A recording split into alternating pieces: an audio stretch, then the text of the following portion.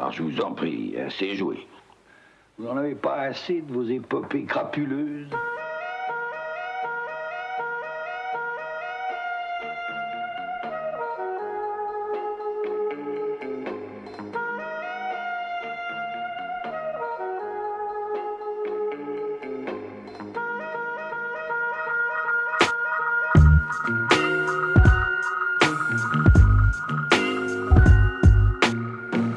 Coffre-fort ne suivra pas le corbillard. Même avec de grosses couilles en or à la fin de ce putain de scénar. C'est quelques brefs de comptoir qui rêvent de nous voir crever sous les ou à l'angle d'un de ces vieux trottoirs où l'information au noir a rendu tristement célèbre notre organisation. Ma voix traîne dans des affaires louches. Et si la plus vieille machine à désinformer du monde sortait de ma grande bouche, j'aurais des milliards en banque, d'encombrantes fiches sur ces hommes de pouvoir dissimulés dans une bonne planque. Les juges sauront que je gruge comme eux, avec un âne pâté de baveux, histoire de soudoyer la partie civile, au nez à la barbe de ce sénile procureur, lequel implore mon pardon devant ses familles en pleurs. Putain, le verdict est sans appel, aucune preuve. J'investirai avec la thune de ce procès dans des voitures neuves. À la terrasse de chez Edgar, c'est amusant de voir comment les cols blancs baissent du regard. Albert, dépêche-toi, comme d'hab.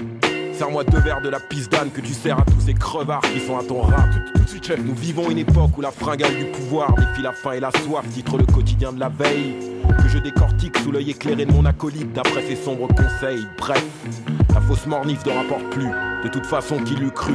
Quelques banquiers onéreux aujourd'hui en cabane, loin des parterres fleuris et généreux du boulevard Haussmann. En toute modestie, je fus cette ombre de la rue que chantait Edith Piaf. J'en suis revenu étrangement, les mains pleines de balafres en souvenir de ces années folles, à trop gratter le plancher avant de ramasser le pactole. D'une activité clandestine, nos rumeurs et spéculations nous ont conduits à la tête d'une formidable mine d'informations occultes et malhonnêtes. Le coffre-fort ne suivra pas le corbillard. Même avec de grosses couilles en or à la fin de ce putain de scénar. C'est quelques brefs de comptoir qui rêvent de nous voir crever sous les ou à l'angle d'un de ces vieux trottoirs où l'information au noir a rendu tristement célèbre notre organisation.